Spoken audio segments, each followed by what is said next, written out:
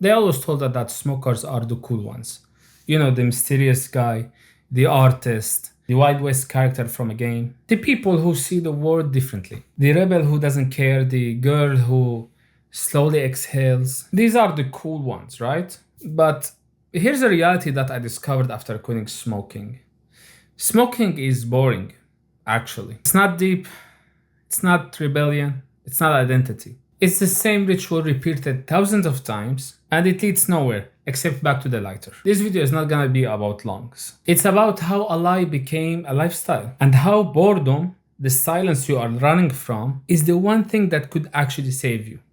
Let's get right into it. If you think lighting a cylinder of dried leaves and inhaling burnt particles makes you mysterious or deep, then let's talk about cultural myth. The artist smoking by the window, the intellectual with cigarette at midnight, the musician who is lost in smoke and lyrics. When you look from afar, and smokers know this very deeply, they are men and women afraid of silence and afraid of stillness. Most people think quitting smoking is about willpower, but in reality, it is about being honest with yourself.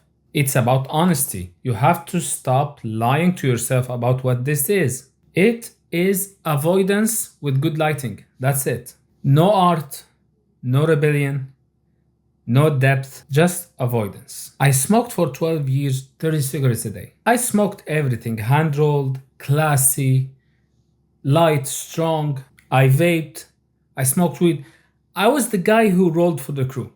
You cannot outcool me even if you tried. And honestly, I loved the image, the respect from the cool guys and the attention from the emo girls. I even once dated a girl that appears on a news channel who smoked on breaks and she talked like she seen the world. And so in this world of smoking, it feels like we, the smokers, shared a secret. Like we shared cigarettes like they are secrets. It felt like culture, like meaning, belonging. You know this saying that goes, smoking doesn't make you cool, but if you are cool, you're probably a smoker. I heard the same thing about weed as well. But when I look back, I wonder, why did I do all that? Why did being on top of trash pile feel like standing on Mount Everest? Because honestly, it's not about being cool or about style. It was about wounds. It was about neglect. It was about loneliness. Those were the engines that kept the smoke running. Because when down there is mud and smelly shit that you don't want to deal with, you get high. So you don't have to look down there. You know, I wanted meaning. I wanted to feel alive. And smoking gave me that illusion of feeling alive 10 seconds at a time. It felt like control, but it was really a permission to pause life without changing a thing. And that's what most smokers crave deep down. Not the buzz, not the excitement, not the dopamine, but the sense of being something when they've forgotten how to just be. And here's where it gets darkly funny. If your icebreaker is a cigarette, then you need social skills, not cigarette. If your comfort in silence is smoking, you need peace, not a cigarette. If you buy cheap cigarettes so you don't waste money, then you need financial literacy, not a cigarette. If you need a cigarette to be a lone wolf, then you are lonely. And if you need a cigarette to be in peace with yourself, then you need to learn self-respect, because smoking doesn't fill the void, it creates one. You smoke because you're bored, and you're bored because you smoke. And it's just a loop. Let's define boring so we understand clearly. Boring is the state that you enter when your mind feels too little stimulation, meaning, or challenge in what you are experiencing. And that's exactly what smoking is. Because you're not being stimulated when you are doing the same ritual over and over again. And you are getting no meaning because you are living the same lie over and over and over again. You quit today, you quit tomorrow, quit today, and I will do this after the cigarette. And you are also not being challenged. It's the same loop over and over again. And when I say this, I know what happens in your head. It happened in my head before. You say, but, all these excuses. I heard them 100 times and I've said them to myself 1,000. But in reality, it's simple. Smoking is not hard to quit, but it is easy to justify. That's why your brain rushes to create nonsensical, funny, if said out loud, excuses. So you keep smoking and pretending you didn't have choice. The system loves this. It monetizes boredom and sells it as a relief. So in reality, you are not rebelling.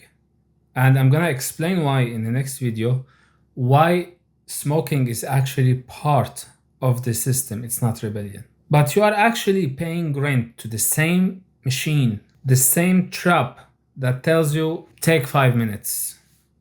You've earned it. It's psychological slavery dressed as self-care.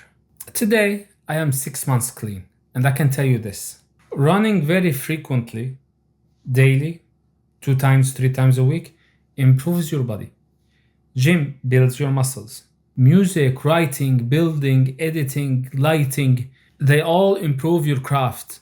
And all of them are boring as well. Repetitive, quiet, and not rewarded short term. And that's kind of the paradox. The same boredom that you skip through smoking is exactly the same boredom that you can use to build yourself. So silence in this sense doesn't become boredom or emptiness. It becomes a signal for you to get the fuck up and actually do something. In this silence, it's not emptiness, it's not nothing. It's a signal. And the reality, if you review the lives of the greatest inventors of all time, Sir Isaac Newton, Nietzsche, Beethoven, all the major contributors to the world, their work was made in silence, in the same silence that you are escaping through smoking. And I get it, we need an escape, we need to opt out. Sure, I see the world is cruel and I see the cruelty. I see the chaos, the corruption, the noise everywhere. But the way out is not to join the noise, but it's to master your stillness. When you stop soothing yourself with smoking, you start listening to your real pain. And that pain, unfiltered, unmedicated, becomes your compass and shows you exactly where the growth is. And these first few weeks of quitting smoking are hell. I talked about it in another video, you can watch that. Not the withdrawal itself, but the boredom that is there because you quit smoking. You finally get to meet it. It's raw, it's awkward at first, but it is yours.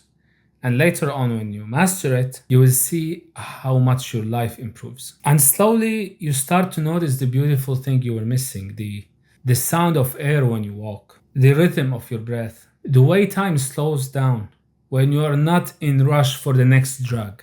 And here's the thing, smoking doesn't make life interesting.